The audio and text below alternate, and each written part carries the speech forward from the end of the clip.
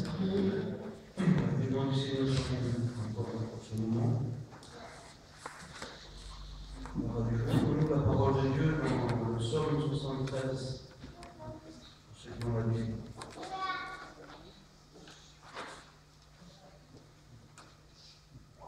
Psaume 73, verset 25.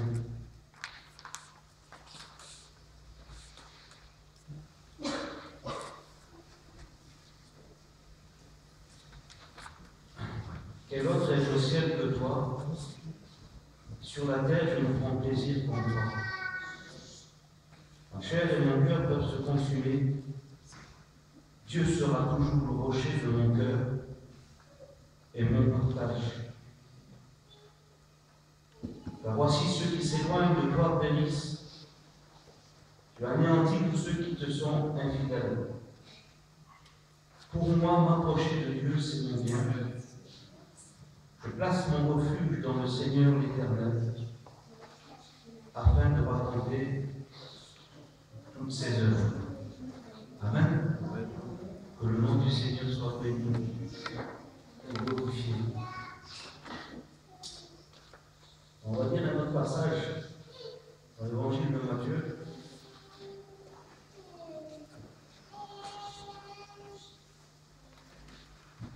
Chapitre 26.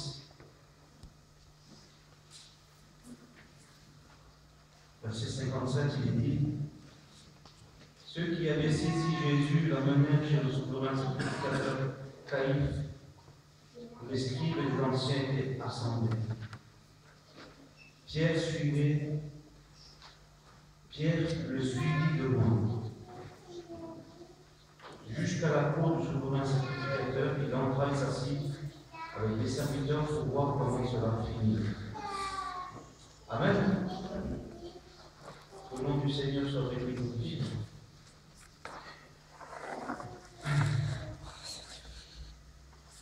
Pierre vivait une situation difficile à ce moment-là. Jésus est livré par un de ses disciples qui s'appelle Judas. Il dira à ceux qui le suivaient: celui à qui je donnerai un baiser, c'est celui-là. Et Jésus livre, et Judas livre Jésus par un baiser. Et à ce moment-là, bien, la Bible dit que tous l'abandonnaient, tous ses disciples. Et Pierre vit un moment difficile parce que quelque temps auparavant, il avait dit où le Seigneur a annoncé qu'il allait à Jérusalem pour y mourir, pour souffrir dans les mains des hommes. Lui avait dit: Seigneur, à Dieu ne plaise, cela ne t'arrivera pas. Et puis, il avait dit aussi au Seigneur: Seigneur, s'il me fallait mourir avec toi, alors j'irai mourir avec toi. Et la Bible dit que tous dirent la même chose, tous les disciples qui étaient là. Et voici bien ce qu'il avait annoncé d'avance, ce que le Seigneur avait annoncé d'avance, eh bien arrive. Et eux, ils sont surpris. Pourtant, tout avait été dit d'avance. Et la Bible dit que là, bien Pierre, il vit une situation difficile, il abandonne le Seigneur. Et la Bible dit qu'il le suit de loin. Il n'est plus à ses côtés. Il n'est plus près de lui. Il le suit de loin. Il n'est plus là, dans sa présence, où ils passaient du temps ensemble à écouter le Seigneur, à écouter ses paroles, à prier avec lui, à être dans sa présence, à dormir là à côté de lui. Il était constamment dans la présence du Seigneur. Et parfois, c'est vrai bien, l'épreuve arrive, les problèmes sont là, les difficultés sont là. Et notre foi, bien, elle est atteinte. Notre foi est mise à l'épreuve. Parce que bien, parfois, bien, la vie est incidente. Il y a des imprévus dans la vie qui arrivent, des choses qu'on n'avait pas prévues, des choses qu'on n'aurait jamais pensé que ça allait nous arriver aux autres, mais pas à nous.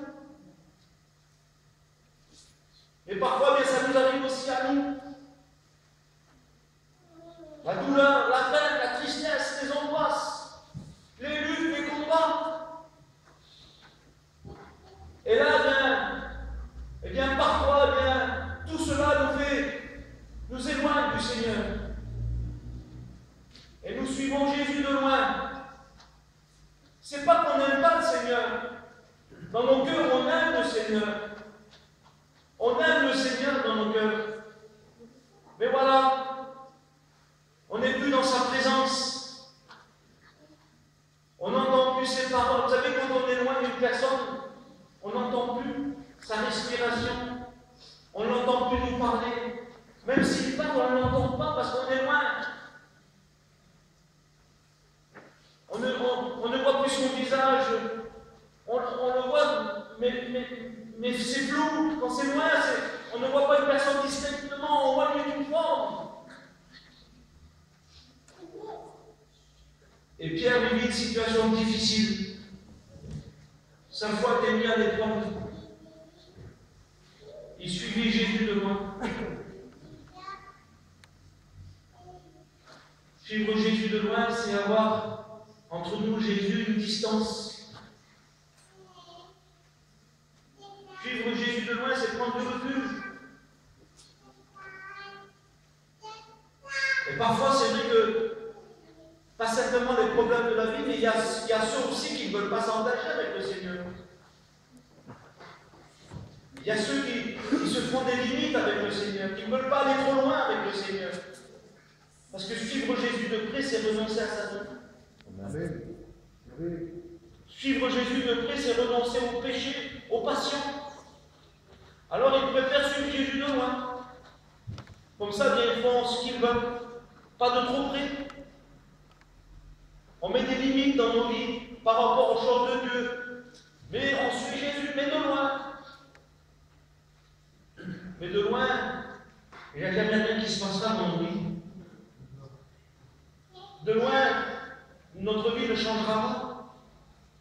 C'est dans sa présence que tout change. C'est dans sa présence qu'il y a la lumière qui nous éclaire. C'est dans sa présence qu'on entend sa voix nous parler. C'est dans sa présence que le miracle peut se faire. Et je me souviens de ce lépreux. Jésus était sur la montagne des béatitudes. Il a parlé pendant des heures. Il parlait heureux et heureux celui qui procure la paix. Heureux. Et puis Jésus il a parlé pendant des heures. Et quand il descend de la montagne, la Bible dit qu'un lépreux s'approche de Jésus. Il s'approche de lui. Un lépreux, un homme impur, déclaré impur par la loi, déclaré impur par les hommes, un homme qui ne pouvait pas s'approcher des autres, un homme qui devait rester loin des villages, loin de sa famille, loin de la société. On ne voulait pas se laisser approcher par un lépreux. Et la Bible dit que cet homme, eh bien, va oser s'approcher de Jésus. Ce qu'il voulait, c'était avoir une proximité avec le Seigneur. Ce qu'il voulait, c'était entrer dans sa présence. Ce qu'il voulait, c'était voir son visage, entendre sa voix, être là, à ses pieds. Et il va prendre son courage à deux mains. Parce qu'il savait que Jésus était quelqu'un qui était plein de miséricorde. Était quelqu'un qui avait de l'amour, mais pas simplement en parole. Il n'aimait pas simplement en parole, le Seigneur. Il aimait aussi en action. Alléluia. Voyez? Il n'aimait pas simplement en parole, mais aussi avec des actes. Il le prouvait. Et dans le cœur de cet homme, eh bien, il y a quelque chose qui va se créer, c'est que il avait besoin de s'approcher de Jésus. Ça n'était assez de rester loin. Parce que loin, jamais les choses auraient changé pour lui. Il aurait resté dans sa misère. Il aurait resté avec sa lèpre, séparé. Mais dans son cœur, il y a eu un moment de foi où il va dire, eh bien, par la foi, je vais m'approcher de lui. Par la foi, je vais m'approcher de lui parce que lui, il peut faire quelque chose pour moi. Lui, il peut changer ma vie. Il était convaincu. Et l'approche de cet homme, l'approche du lépreux vers Jésus, bien, c'est une approche de foi. Il sait que les choses qui peuvent changer, vont changer. Et par la foi, il va s'approcher. Il va chercher la proximité. Il va chercher la présence du Seigneur. Il va venir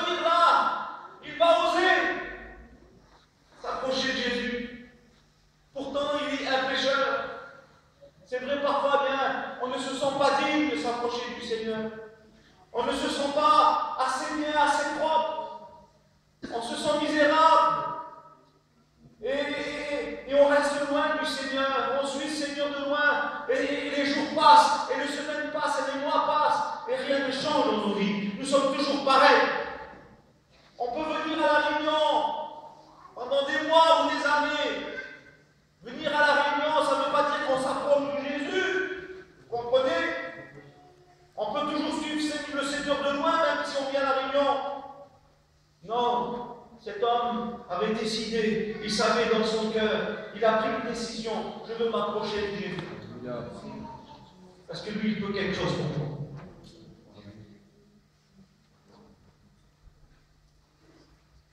Ce soir, ne reste pas dans ta position. Ne reste pas comme ça. Je sais que tu aimes le Seigneur. Je sais que dans ton cœur, il y a de l'amour pour Dieu. Mais pourquoi tu ne peux pas t'approcher de lui? Pourquoi rester loin de lui?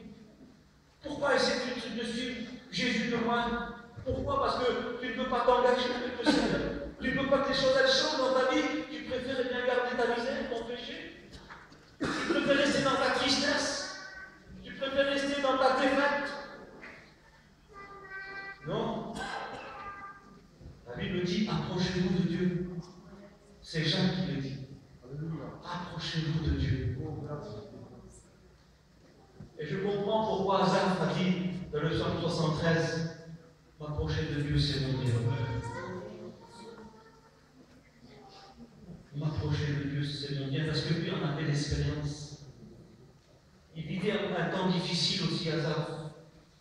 Il y avait des questions qui se posaient dans sa vie. Il se posait des questions, mais alors pourquoi, Seigneur? Et pourquoi? Et peut-être que c'est comme ça. Il y a des pourquoi dans ta vie. Pourquoi cela nous est arrivé? Pourquoi cela m'est arrivé? Pourquoi ça, Seigneur? Pourquoi je ne comprends pas? Pourquoi la souffrance? Pourquoi la tristesse? Pourquoi ces problèmes? Pourquoi ces luttes? Pourquoi ces combats? Et lui, c'était comme ça. Il disait, mais c'est en vain que j'ai purifié, que je me purifie chaque jour. C'est en vain que je sers le Seigneur, parce que ceux qui ne connaissent pas le Seigneur, ils sont plus heureux que moi. Vous voyez, c'était ça qu'il pensait, lui, Asaph. Parce que lui, il servait le Seigneur de tout son cœur. Et puis, eh bien, il avait des luttes, il avait des combats. Et quand il voyait les autres, les méchants qu'il appelle, eh bien, eux, ils n'avaient pas de problème. Mais il ne comprenait pas. Il a dit jusqu'à ce que je entre dans le sanctuaire de Dieu. Et dit pour moi, ces choses étaient difficiles à comprendre. Et puis je réfléchissais, et puis je ne trouvais pas de solution. Parce qu'il réfléchissait avec son intelligence, avec ses pensées, vous comprenez? Et quand nos pensées commencent à agir, on réfléchit avec nos pensées, bien, il n'y a rien qui peut venir de bon. Et il a pris la décision de s'approcher de Dieu. S'approcher de Dieu, c'est s'approcher de la bonne personne. S'approcher de Dieu, c'est s'approcher de la lumière. Le psalmiste dira, par ta lumière, nous voyons la lumière. Jusqu'à ce que j'entre dans le sanctuaire de Dieu. Et quand il est entré dans le sanctuaire de Dieu, alors Dieu l'a éclairé, Dieu lui a parlé. Dieu lui a fait voir, eh bien, qu'est-ce que c'était la fin du juste? Quelle était la fin du juste? Et quelle était la fin du méchant? C'est qu'il y a une différence. Peut-être la différence, elle ne se fait pas ici-bas sur la terre. Mais un jour, la différence, elle se fera. Pour ceux qui auront servi le Seigneur. Et ceux qui ne l'auront pas accepté, ceux qui l'auront suivi de loin. La différence se fera. Et c'est pour ça qu'il va dire, m'approcher de Dieu, c'est mon bien. C'est mon bien. M'approcher de Dieu, c'est mon bien. Et ce lépreux, eh bien peut-être qu'il devait se souvenir de cette parole du psaume d'Asaph, où Asaph disait, m'approcher de Dieu, c'est mon bien. Mais pour lui, bien, Jésus était Dieu. Il voulait s'approcher de lui pour son bien. La Bible dit qu'il s'est approché de lui. Il s'est jeté à genoux du Seigneur. Il a dit, Seigneur, si tu le veux, tu peux me rendre pur. Seigneur, si tu le veux. Seigneur, je ne t'impose rien, Seigneur. Je te commande pas, Seigneur. Je ne t'impose rien, Seigneur. Si tu dois le faire, Seigneur, c'est par amour que tu le fais. Seigneur, si tu le veux, tu peux me rendre pur. Et la Bible dit que Jésus va poser sa main sur les lépreux. Vous voyez, quand je vous parlais d'amour véritable, vous savez, c'est pour ça des fois on peut aimer avec des mots. On peut aimer avec des mots. Vous voyez? Le véritable amour, c'est ouvrir son cœur. Le véritable amour, c'est ouvrir sa porte. C'est accepter son prochain comme il est. C'est accepter ses frères comme ils sont. C'est ça le véritable amour. Ce n'est pas que des mots. C'est notre cœur qui s'ouvre pour nos frères. C'est nos portes qui s'ouvrent pour nos frères. Pour notre prochain. Mais qui aurait accepté un épreuve? Vous savez, il y en a qui auraient dit, ah, on a de l'amour pour cet homme-là. Zinda, le pauvre, on aurait dit, ah, la vie qu'il a, mais on a de l'amour pour lui, on va prier pour toi. Mais jamais on lui aurait ouvert la porte de notre maison. On l'aurait laissé dehors. Comprenez? Et Jésus, lui, est un Dieu d'amour. Parce qu'il aime, alors il va poser sa main sur lui. Et le lépreux avait besoin de sentir la présence du Seigneur. Avait besoin d'être touché par la grâce de Dieu. Être touché par la miséricorde de Dieu. Par l'amour de Dieu. Je le veux soit pur. Et la Bible dit qu'à un instant, cet homme va être libéré de sa lèpre.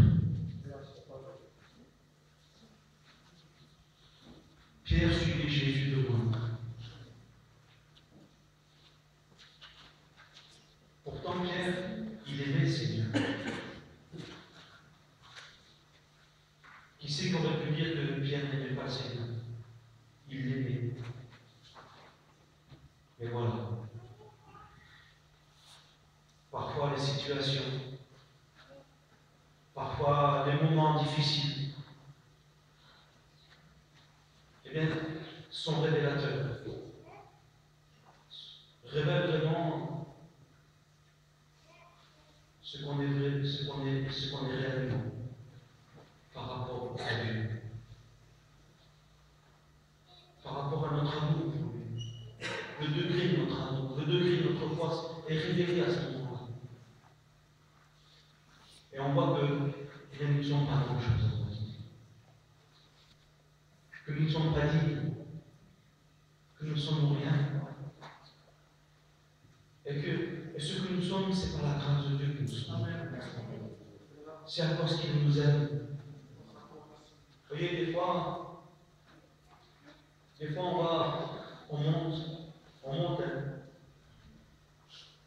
on monte même au-dessus des hommes, des fois. Vous voyez, des fois même on écrase les hommes.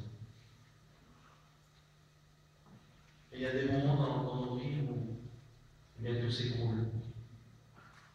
Et quand tout s'écroule, alors eh bien, c'est là que tout se révèle. C'est là que nos yeux s'ouvrent sur la réalité de l'amour de Dieu, de ce qui est Dieu, puis de nos vies. M'approcher de Dieu, Seigneur Dieu. M'approcher de Dieu, Seigneur Dieu. Alors c'est vrai peut-être que ce soir, bien, au milieu de nous, il y a peut-être des personnes qui vivent des situations difficiles. Des personnes qui suivaient Dieu, tout allait bien. Tout allait pour nous. Fait des projets, même dans les choses de Dieu. Et puis voilà, le vent souffle. La tempête est venue. Et tout s'est écroulé.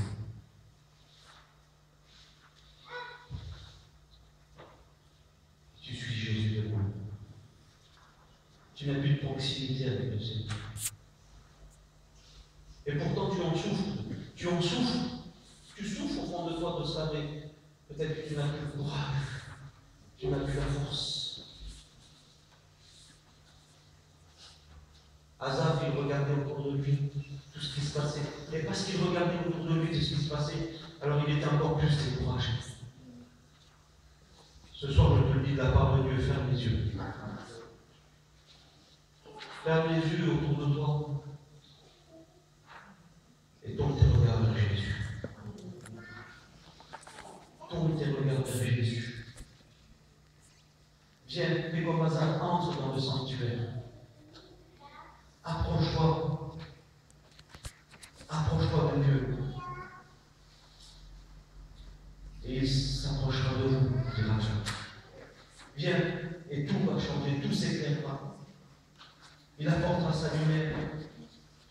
retrouver cette présence avec lui, cette communion avec lui. Tu as besoin de retrouver ces moments avec lui, cette vie avec lui.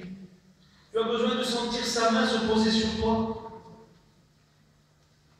Parce qu'il t'aime. Peut-être c'est bien pour ceux qui ne veulent pas s'engager aussi avec le Seigneur. Parce que être près du Seigneur, c'est renoncer à beaucoup de choses. Suivre Jésus de loin, mon ami, ne changera rien dans ta vie. Si tu gardes toujours ton péché dans ta vie, vous savez, un peu de Dieu et un peu du monde, c'est ce que tu vis. Un peu de Dieu. Et suivre Jésus de loin, pour certains, c'est ça. Mais Jésus dira, on ne peut pas servir de maître à la fois. Ou on aime un qui en haït l'autre. Je veux te poser la question ce soir. Ce n'est pas le monde qui te dérange. C'est Dieu qui te dérange. C'est la parole de Dieu qui te dérange. Pas le monde lui te laisse tranquille. Mais en vérité, c'est la parole de Dieu qui te dérange. Et c'est pour ça que tu suis. Tu ne peux pas suivre de maître. Et tu ne peux pas servir de maître à la fois. Ou on est un et on l'autre. Tu as besoin de suivre Jésus de près. Tu as besoin de venir dans sa présence. Tu as besoin de renoncer à ta vie. De renoncer à ton péché si tu veux que les choses changent. Si tu veux être purifié de ton péché, comme ce lépreux qui représente la lèpre, représente le péché, eh bien, il faut que tu t'approches de lui. La vie avec Dieu, ce n'est pas une vie de loin, c'est une vie de près. La vie avec Dieu, c'est comme disait Paul, c'est attaché au Dieu. C'est ça la vie de Dieu. Attache-toi au Seigneur.